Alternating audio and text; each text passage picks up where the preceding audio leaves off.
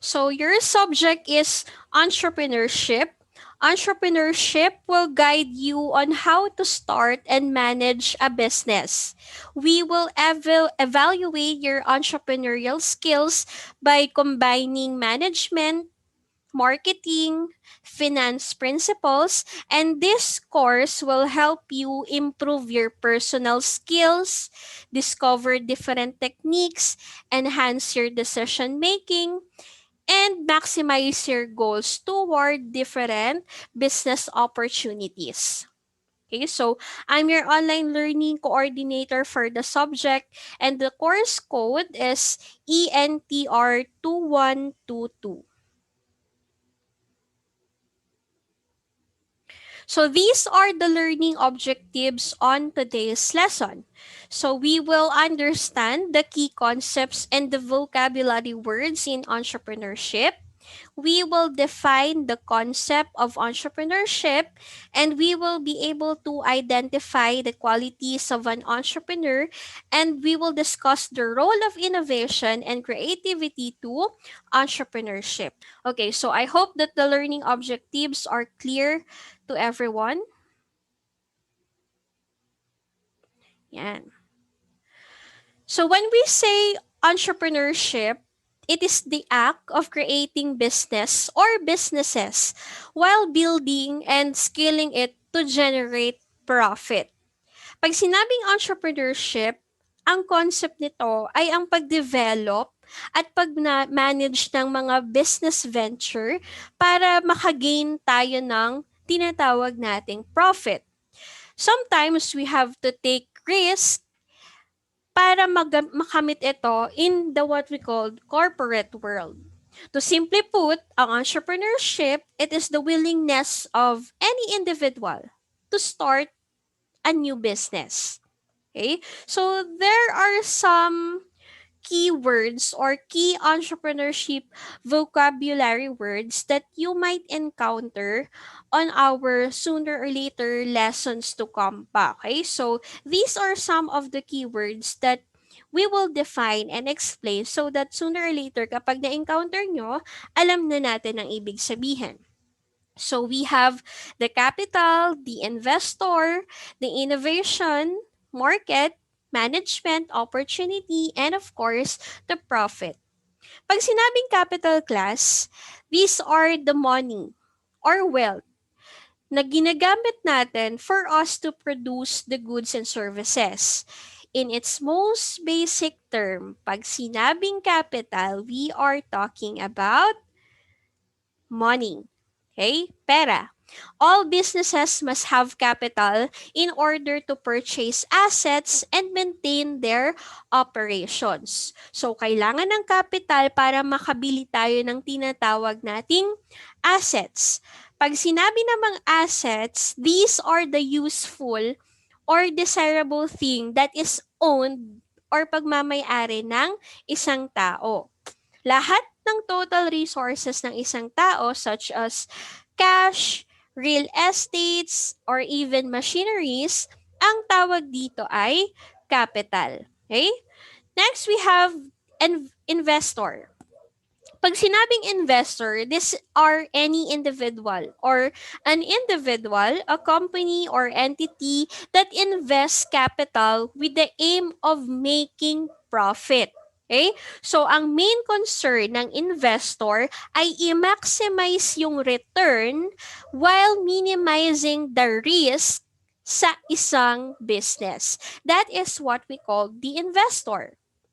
Ang innovation naman, ito yung process by which ang isang product or services is renewed, brought up to date, ibig sabihin bago, nag-a-apply ng bagong process sa products, nag-i-introduce tayo ng bagong techniques on how to sell a particular product or how to offer a particular services, we call that as innovation para makakreate ng bagong value sa kanila.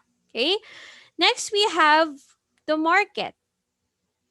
A market class is a place where two parties can gather to facilitate the exchange of goods and services. Yung parties na tinutukoy ko, ang involved dito ay yung buyer and yung tinatawag nating seller. Okay? So, the buyer and seller, nag-gather sila sa tinatawag nating market para magkaroon ng palitan. Okay? Palitan ng goods and services. Ang market, it could be physical, like yung tinatawag natin retail outlets such as yung stores, yung mga shops, yung mga malls, we call them as the physical market where people meet face to face. Okay? So face to face.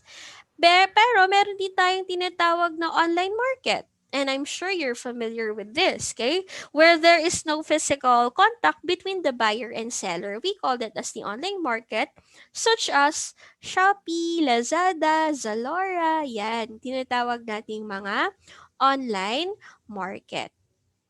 Okay? So next we have the profit. Pag sinabing profit, it is the money you make. Oppose ito sa money that you lose. A profit is anything that is good, that will benefit you. We call them as the profit. Okay? So all businesses need to make profit or money. Okay? Or else you have to fire your employees, you have to cut your expenses, and or maybe you go out na lang sa business entirely if hindi naman ito yung gusto mo or ayaw mo ng profit. Okay? Remember that if more money is coming in than going out, well, that is profit. Okay? So next we have the opportunity. An opportunity class is a good chance for advancement. Okay? So a good chance for advancement or yung tinatawag nating progress. An opportunity is an opening, okay? An opening in the environment where na-exploit natin at nakakagawa tayo ng economic value. Ang isang good business opportunity class is sometimes dapat align sa passion ng isang tao. Okay? So, pag sinabi nating passion, ibig sabihin, nanggagaling sa inyo yung motivation. Okay? Ang motivation, this is a key determinant of our success para mag-umpisa. Dapat ang isang entrepreneur merong tinatawag na internal motivation para masigurado yung future ng business. Ibig sabihin, yung business na gagawin mo is somehow uh, pasok siya sa kung ano yung gusto mong gawin. Okay? Kung saan ka nag-e-enjoy. Kung saan ka masaya. Okay? So we call that as some of the opportunities na dapat nating i-grab sa business. Okay? So these things could make not only for yourself, hindi lang nakaka-motivate sa'yo, pwede ring makatulong para sa business, para sa pag-achieve ng business goal mo. On the other hand, we also have management. Pag sinabing management, isa tong art of getting, yung getting things done through the people na formally inorganize mo para maging isang grupo. We call that as management. So, ibig sabihin, ang management, it is an individual person or group of people that accept responsibilities to run on your business. Sa management, dapat meron itong mga bagay na to. So, take note of this. Manpower, money, machines, materials, methods, and markets. Or yung tinatawag nating DMs of management. Ulitin ko ha, we have manpower, money, machines, materials, methods, and markets. All of these together should run in the business for you to achieve your business goal. So those are just some of the keywords that you might encounter in this subject. Okay, so we have already defined them. Okay, so next, let's proceed to this person, the entrepreneur.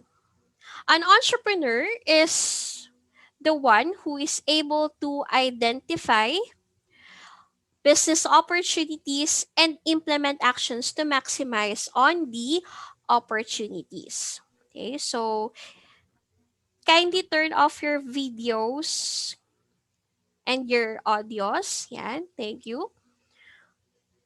Okay, so an entrepreneur is any individual class who creates businesses.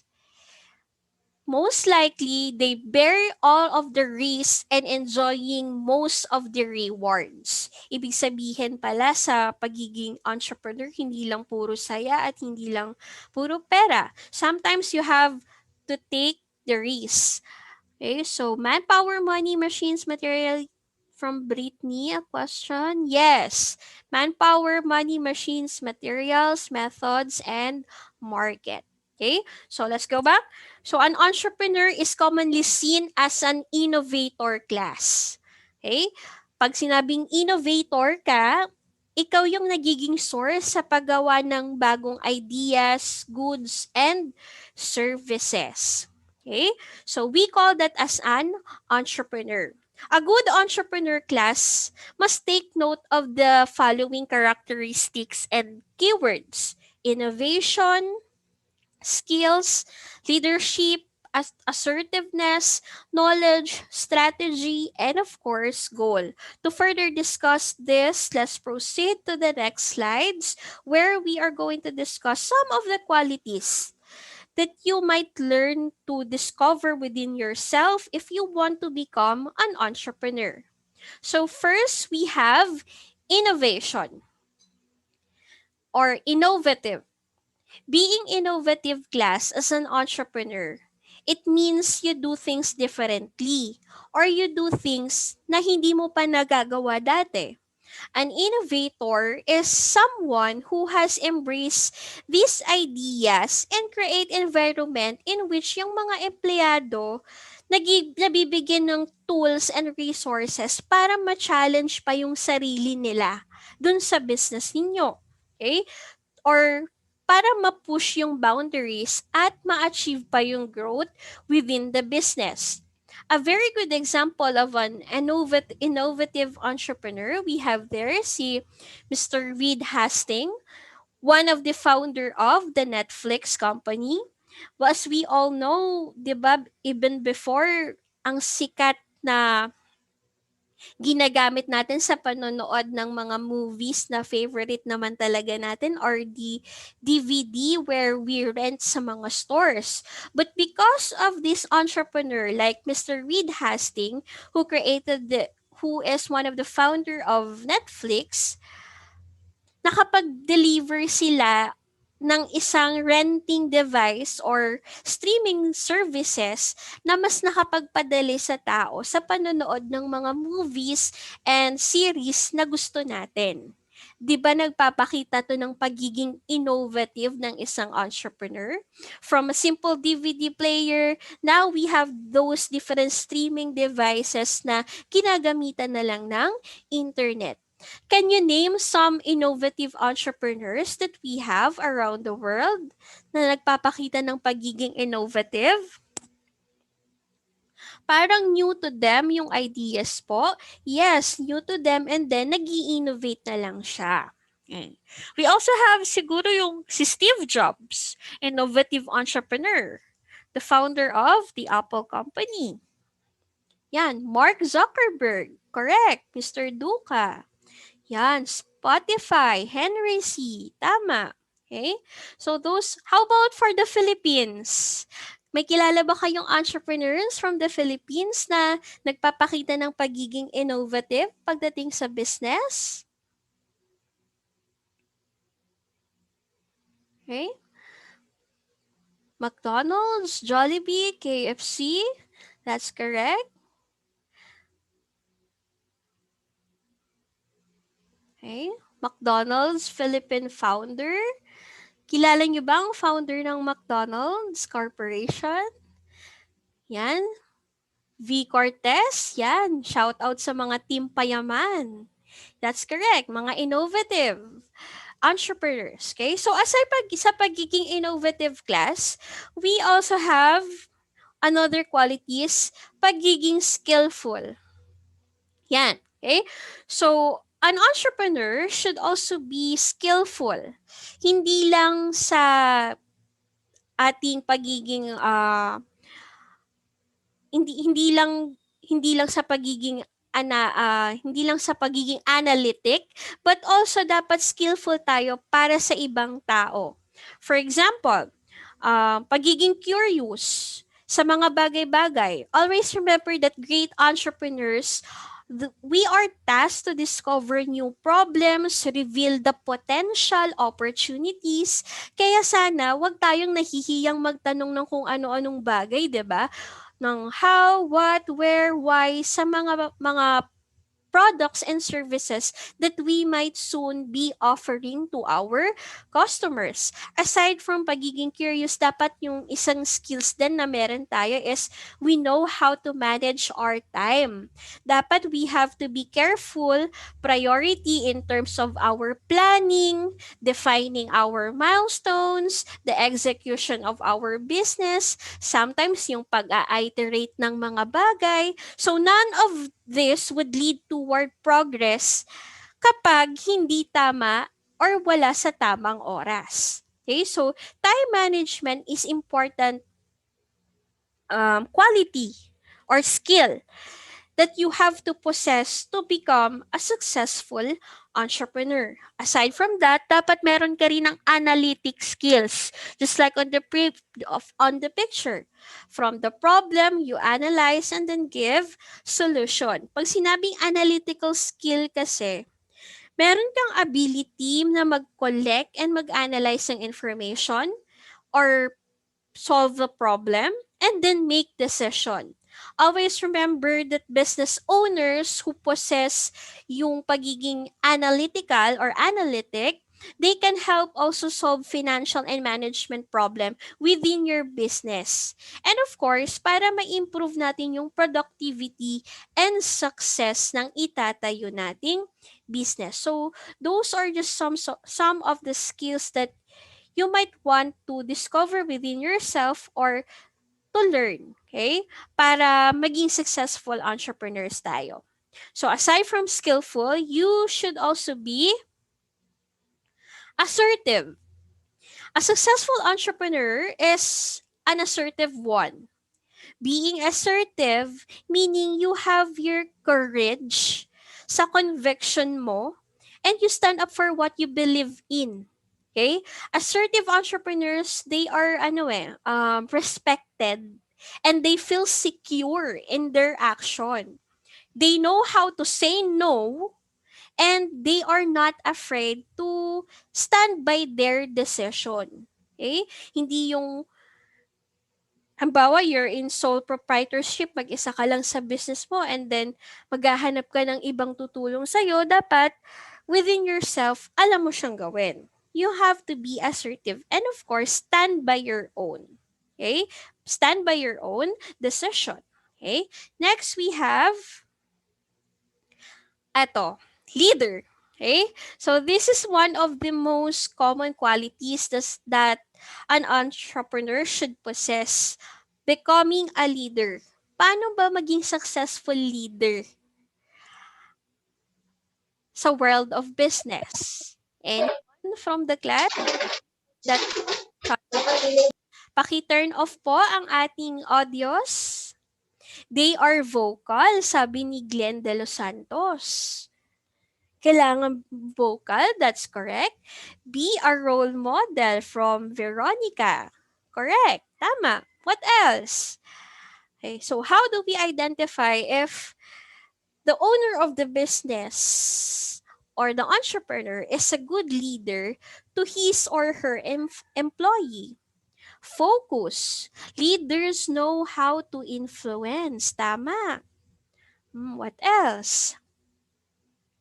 Responsible. Nako, gustong-gusto ko to. Being willing to listen. Yan, nakikinig. Respectful.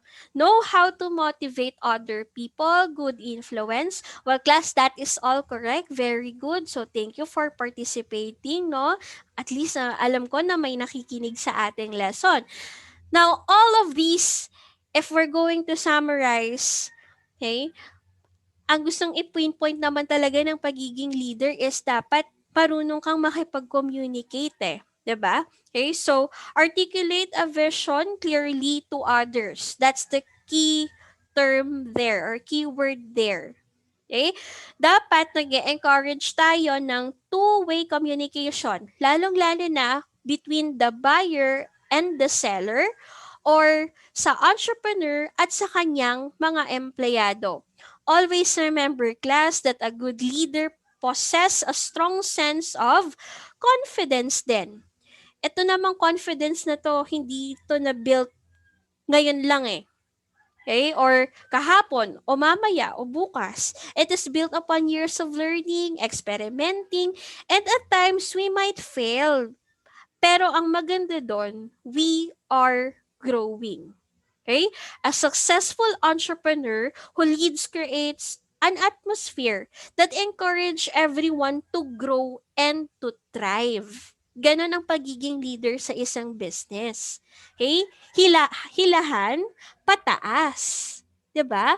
So if you have a friend there na nagbebenta ng kahit ukay-ukay lang 'yan o cookies o pastries, wag nating binababa yung ating friend na, ay naku, alam mo yung ukay-ukay na binibenta niyan, meron din yan sa Taytay, mas mura. 'Di ba? Suportahan natin, wag nating hilahin pababa. Okay? Kung meron ka ng ganitong qualities now, you have one step forward on achieving, on becoming a good entrepreneur someday. Power. Power ba yon, class? Okay? Yan. Payaman. Yan. Parang Team Payaman supports small business. Very good. Okay? So, that's on becoming a leader. So, next we have, ato na, knowledgeable. Okay? So, in terms of knowledgeable, class, all businesses pero naman talagang access sa knowledge eh.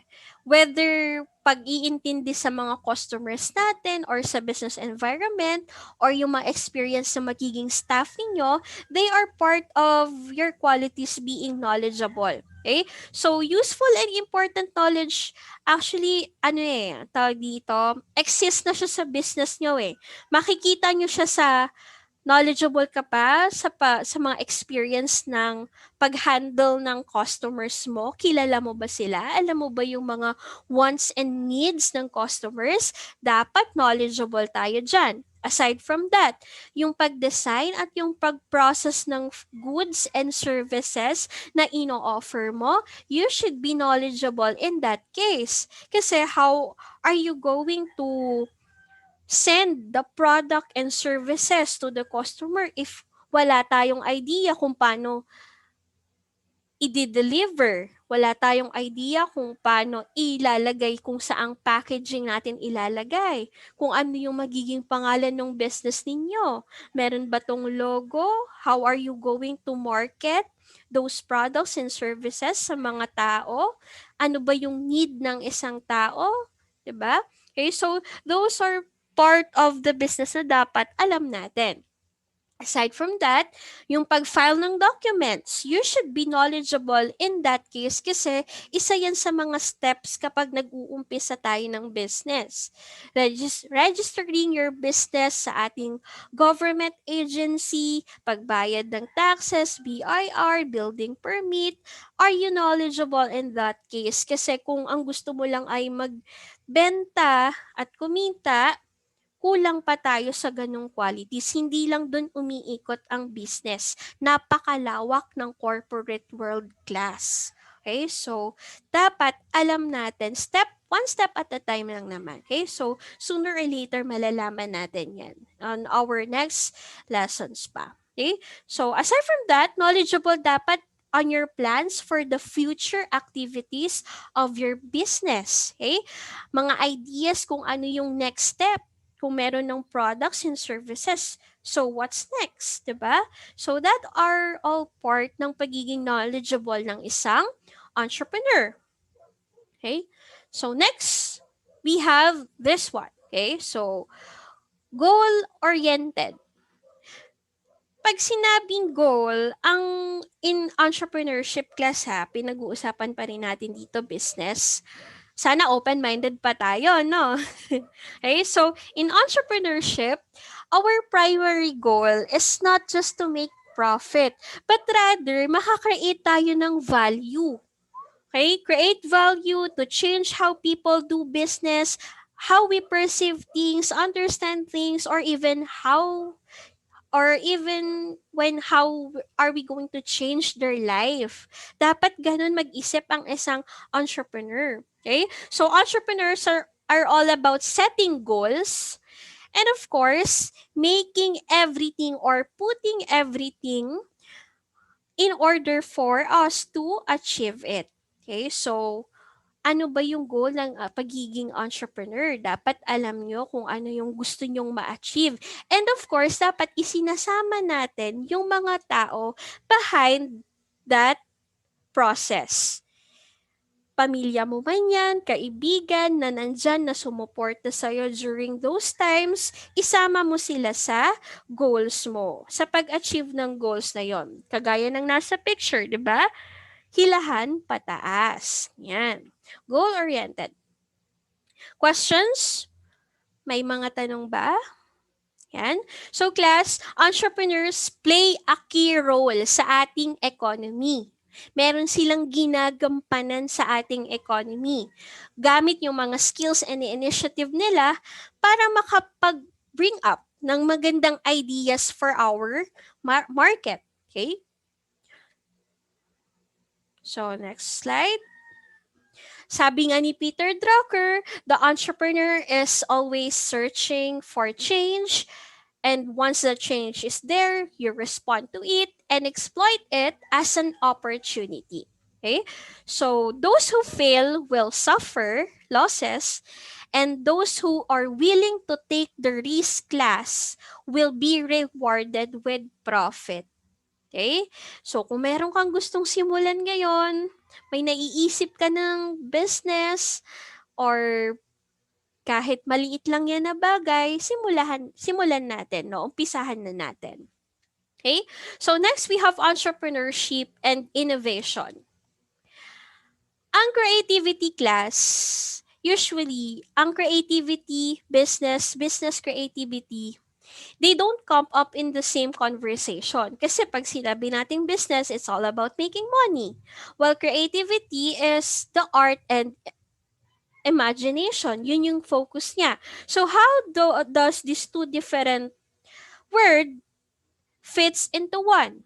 Creativity is the ability to generate ideas. And in creativity, ito yung creativity in business, it is a way of thinking on how we are going to inspire, challenge, and help people to find yung tinatawag nating innovative solution para makakreate ng bagong opportunity sa mga customers natin.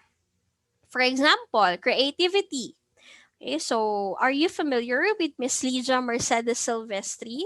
Okay, so Miss Lydia Mercedes Silvestri, isang entrepreneur na talaga namang nagpakita ng creativity in terms of business, creativity and innovation. She is a journalist at a newspaper and a magazine director, and most often or oftentimes, lagi siyang nasa interviews. Ngayon, ang nagiging problema ni Miss Lydia is that every time pupunta siya sa mga ganon is yung damit niya. Kasi lagi siyang nagmamadali, busy siyang tao, marami siyang pinupuntahan, marami siyang nakakasalamuhang tao. Now, she invented this what she called now the infinity dress or the infinite dress. Na sooner or later, tinawag na infinity dress. Nagpapakita ng creativity is because you can wear this dress 100 ways. Just like on the picture, yung black dress niya, that is Miss Lydia Mercedes Silvestri. So this unique dress is designed to be worn in at least 100 different ways. Okay, so that one was on Dallas, Texas, yung nasa black dress ni Miss Lydia. Live niyang ipinakita sa stage sa stage kung paano gawin yung infinite dress na meron siya. Okay? So, 100 ways. Nagpapakita ng pagiging creative. Talking about business pa rin. Kaya nakagawa siya ng isang business venture at tinawag niya itong infinite dress. Yan.